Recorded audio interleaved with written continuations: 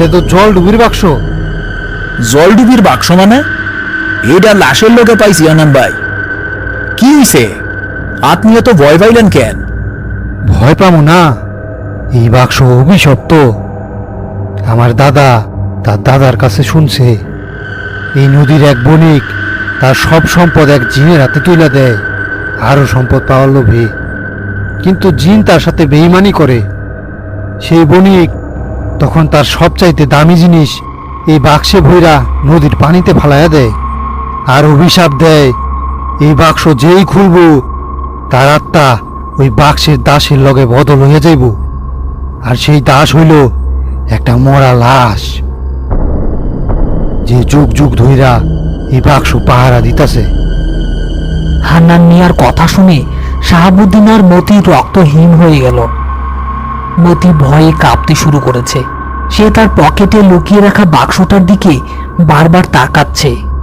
মতি, বাক্স কই? জানি না ভাইজান। সত্যি কই রাখো, বাক্স কই? নাইলে তোরে আমি আজকা এইখানে জ্যান্ত পুইতা ফেলামু।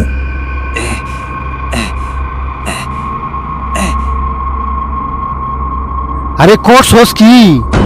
এই অভিশপ্ত জিনিস তুই নিজের কাছে রাখছস? এখন এটা লাশের কাছে ফিরাইয়া দে।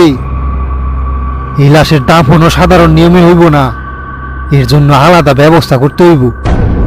হান্নান মিয়া শুধু কবরস্থানের পাহারাদারই নন, তিনি বংশ পরম্পরায় এই জায়গার রক্ষক। তিনি এমন অনেক কিছু জানেন যা সাধারণ মানুষের অজানা। তার নতুন কাজ এখন শুধু কবর খোঁড়া নয়, বরং এই ভয়ঙ্কর অভিশাপ থেকে শাহাবুদ্দিন আর মতিকে বাঁচানো এবং লাশটাকে সঠিকভাবে দাফন করে এই অশুভ শক্তিকে শান্ত করা।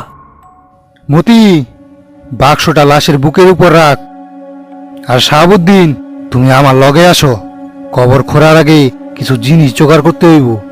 তাবিজ, লোহা আর কিছু লবণ পানি লাগবো। আজ এই লাশের শুধু পুতলে হইব না, এরই বাইন্দা পুঁততে হইব। হান্নান মিয়া আর শাহাবুদ্দিন প্রয়োজনীয় জিনিস আনতে গেল। মতিকে রেখে গেল লাশের পাহারায়। মতি ভয়ে কাঁপছে, কিন্তু তার চোখ দুটো বারবার বাক্সের দিকে যাচ্ছে। লোভ তাকে অন্ধ করে দিচ্ছে। হঠাৎ গোরস্থানের ভেতর থেকে একটা ঠান্ডা বাতাস বইতে শুরু করলো। লাশটা যেটা মাটিতে শোয়ানো ছিল তার আঙুলগুলো নড়ে উঠল। মতি স্পষ্ট দেখতে পেল লাশটার চোখ দুটো অল্প অল্প করে খুলছে। সেই চোখে কোনো মনে নেই, শুধু ধবধবে সাদা। মতি চিৎকার করতে গিয়েও পারল না, তার গলা দিয়ে কোনো আওয়াজ বের হচ্ছে না। লাশটা ধীরে ধীরে উঠে বসার চেষ্টা করছে। ওদিকে শাহাবুদ্দিন আর হান্নান মিয়া কবর খুঁড়ে প্রস্তুত। কবরের চার কোণায় 4টি লোহার পেরেক পুঁতে দিয়েছে হান্নান মিয়া এবং চারপাশে লবণ পানি ছিটিয়ে দিয়েছে। মতি লাশটার দিকে ভয়ার্ত দৃষ্টিতে তাকিয়ে আছে। লাশটা এখন পুরোপুরি উঠে বসেছে এবং ফিসফিস করে কিছু একটা বলছে। আমার বাক্স আমারে ফিরাইয়া দে, ফিরাইয়া দে। হান্নান ভাই, এখন কি করবো? ভয় পাইলে চলবো না, সাহস রাখো বুকে। মতি, বাক্সটা আমার হাতে দে, আমি যা বলি তাই করবি। আমরা 3জন মিল্লা লাশটারে কবরে ফেলামু, এক মুহূর্ত দেরি করা যাইব না। মতি কাঁপা কাঁপা হাতে বাক্সটা হান্নান মিয়াকে দিয়ে দিল। হান্নান মিয়া সেটা হাতে নিয়ে কিছু দোয়া-দরুদ পড়তে শুরু করলো। হঠাৎই সেই শুকনো মরাটা একটা ভাঙা ডালের মতো মটমট শব্দ করে লাফিয়ে উঠল। তার লক্ষ্য মতি। তার দুটো হাত মতির গলার দিকে বাড়ানো। মতি সর! লাশটা মতিকে ধরে ফেলল এবং তাকে নিয়ে কবরের দিকে টেনে নিয়ে যেতে থাকলো। শাহাবুদ্দিন, লাশের পায়ে ধরো, আমি তাবিজটা গলায় বাঁধতাছি। শাহাবুদ্দিন লাশের পা ধরে সর্বশক্তি দিয়ে টানতে লাগলো। হান্নান মিয়া জীবনের ঝুঁকি নিয়ে এগিয়ে গিয়ে একটা লাল সুতার বাঁধা তাবিজ লাশটার গলায় পরিয়ে দেওয়ার চেষ্টা করছে। লাশটা এক ঝটকায় হান্নান মিয়াকে ধরে ফেলে দিল। বাক্সটা কবরে ফেলা। শাহাবুদ্দিন বুঝতে পারল এটাই একমাত্র উপায়।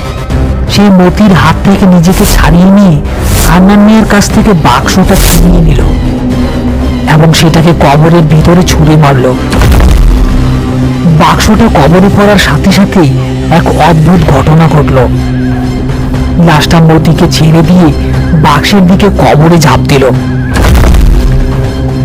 যেমনি সে কবরে পড়ল, শাহাবুদ্দিন আর হান্নান মিয়া মাটি চাপা দিতে শুরু করলো। কবরের ভেতর থেকে লাশের গর্জন আর মাটি আশ্রমের শব্দ ভেসে আসতে লাগলো, কিন্তু তারা থামলো না, মাটি চাপা দিতেই থাকলো।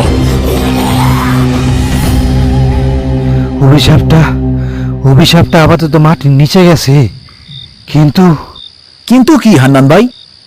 মতি, লাশটা তোমারে ধরছিল, তার ছোঁয়া ভালো না। তোমার উপর ওই অশুভের নজর পড়ছে। সাবধানে থাইকো, আর কোনোদিন লোভে পড়ো না। মতি কোনো কথা বলল না, তার দৃষ্টি শূন্য। সে তার হাতের দিকে তাকিয়ে আছে। যেখানে লাশটা তাকে ধরেছিল জায়গাটা কালো হয়ে গিয়েছে। তারা সেদিন কোনো মতে প্রাণে বেঁচে ফিরেছিল, কিন্তু সেই রাতের ভয়াবহতা তাদের জীবনকে চিরদিনের জন্য বদলে দেয়। শাহাবুদ্দিন এরপরও লাশ দাফনের কাজ চালিয়ে গেছে, কিন্তু তার বুকের ভেতর একটা ভয় স্থায়ী হয়ে গেছে।